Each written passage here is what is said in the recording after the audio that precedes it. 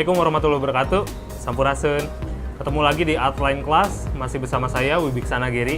Sekarang kita akan ngebahas tentang yang kemarin belum selesai di episode sebelumnya. Apa itu? Yuk kita ikutin.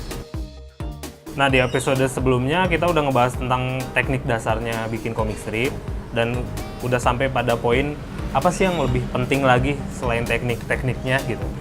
Kemarin kita ngebahas sampai sini, sampai tekniknya udah, dan kita ngebahas tentang ide ceritanya. Ide ceritanya di mana ada objeknya, di mana ada permasalahannya, terus di mana ada aksi dan ada tindakan dari masalah yang dihadapi. Ada ide besarnya, ada objeknya, kemudian ada permasalahannya di sini, kemudian ada tindakan dan aksi dari permasalahan yang ada, tindakan apa yang diambil untuk objek yang ada di situ. Nah, terakhir setelah ada tindakan, setelah ada aksi, berarti bakal ada reaksi dari situ. Nah, sesi sekarang kita bakal ngeberesin satu komik strip utuh ini. Ikutin terus ya.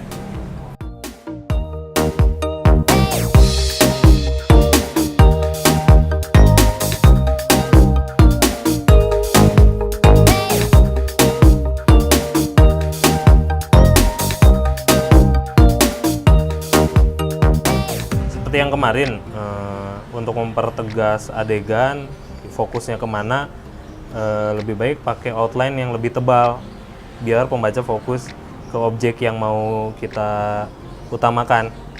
Misalkan di sini si cacingnya, akhirnya saya pakai lagi yang brush karena di sini ada dua fokus sebenarnya. Pertama yang cacingnya bergerak, sama ada fokus di sebelah sini, fokus adegan dari aksi yang dilakuin sama si Hayati di panel sebelumnya. Nah, salah satu yang menegaskan sebuah adegan juga kan adanya efek suara.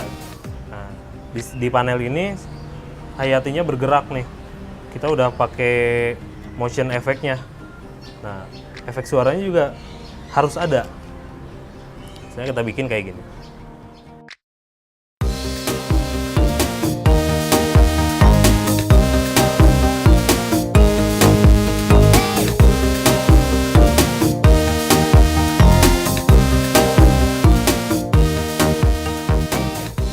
Suara nggak perlu kebaca jelas, yang penting setiap hurufnya ketahuan aja itu hurufnya apa dan bisa dibaca secara utuh gitu. Dan sebisa mungkin jangan menghalangi objek sih, kecuali untuk adegan-adegan tertentu. Perbedaan ukuran juga bisa mempengaruhi sih, kayak ini kan karena dia cepat gitu, kita pertegas dengan ukuran yang besar. Nah, misalkan di sini adegannya dia nggak terlalu fokus tapi hanya untuk memberi kesan gitu bahwa ini bergerak gitu. Kita bisa pakai yang ukurannya lebih kecil.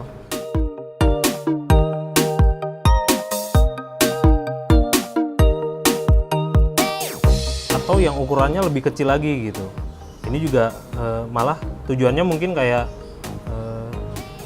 ini ada di sini, mungkin nggak untuk langsung dibaca gitu.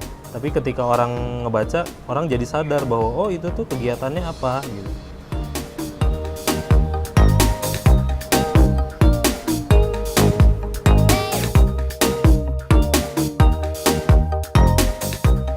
Setelah bagian reaksi selesai, sebenarnya komiknya juga sudah bisa dibilang selesai. Setidaknya ide cerita utamanya kita pasti sudah bisa mengerti dan kita sudah bisa berhasil membawa pembaca ke arah yang kita mau. Nah, untuk lebih jelasnya bagaimana ide ceritanya dan ceritanya apa, kita langsung lihat aja panel per panelnya.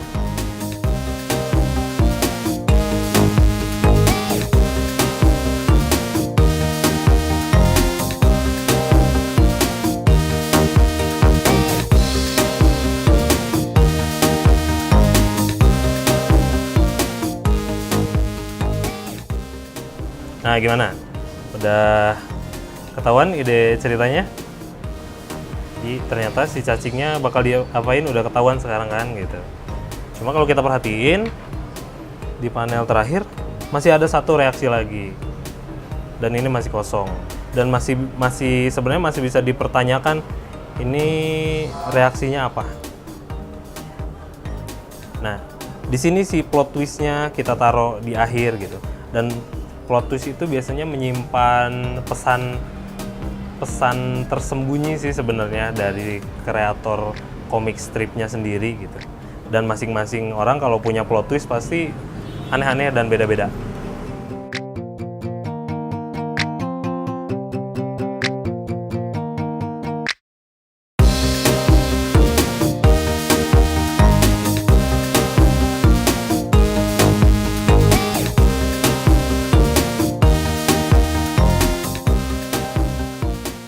Sekarang saya akan coba sharing bagaimana teknik mewarnai dengan menggunakan outline stick brush marker ini.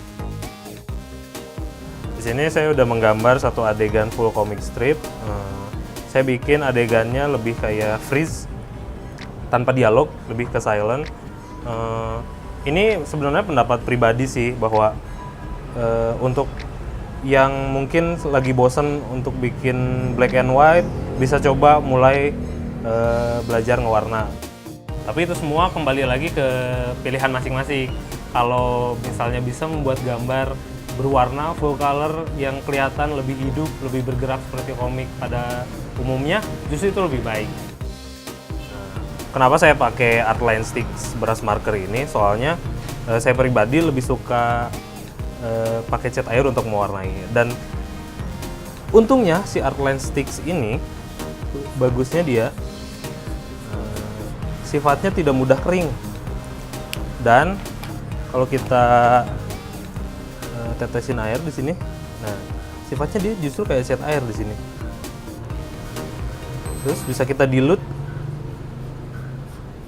dan kita sebar. Kelebihannya adalah efeknya jadi seperti cat air, kemudian warnanya tidak akan terlalu kontras, nggak akan terlalu blocky.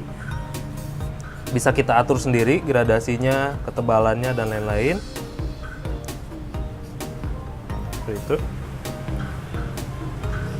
Dan juga bisa jadi dikombin dengan warna-warna lainnya.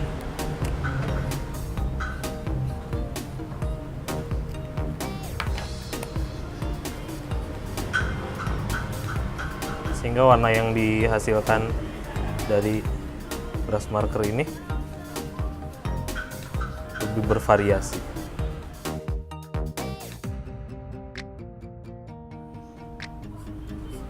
Kita coba bikin lagi yang kayak yang merah di sini. Oh iya, untuk kertasnya lebih bagus pakai kertas yang memang untuk watercolor. Karena kalau kertas biasa aku coba efeknya kurang bagus dan lebih cepat bergelombang kertasnya. Untuk liningnya, untuk outline-nya bisa sebelum diwarna atau sesudah diwarna. Cuma di sini saya milih outline-nya dibikin duluan. Tapi untuk blocking warna hitam lebih baik di akhir sih sebenarnya. Karena warna hitam itu sangat solid, pekat. Takutnya ketika warna hitam duluan belum kering, bleber ke yang lain gitu.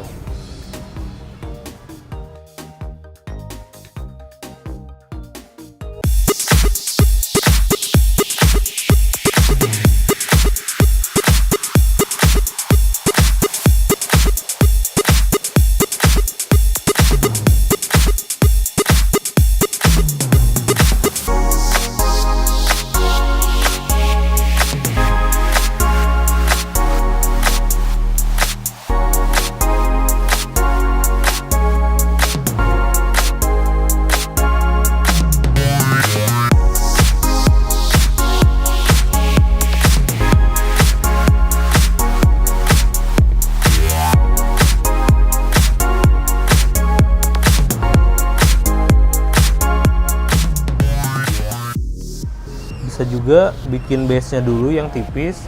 Gimana cara bikin base yang tipis? Ini bisa digores dulu ke kertas. Terus kita tetesin banyak air. Nah, warna tipis ini bisa jadi base berikutnya untuk turunan warna yang sama. Nanti untuk yang lebih tuanya Ambil lagi yang masih tebal nih.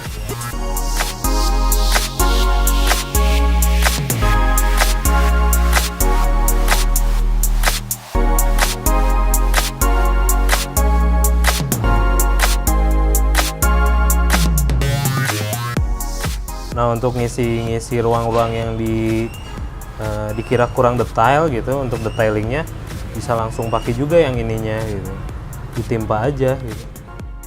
Jadi ada efek gradasinya juga, ada efek yang kontrasnya juga, blokinya juga.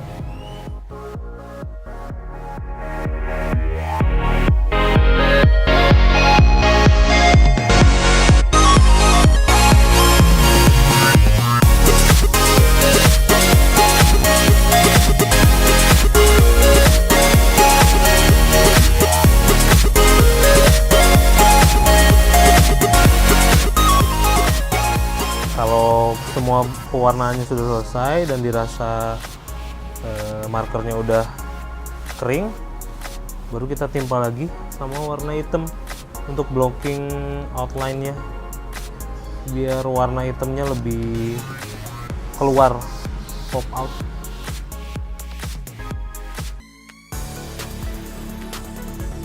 Oke, Artliners, ini dia hasil coloring saya menggunakan Artline Sticks Brush Marker. Hasilnya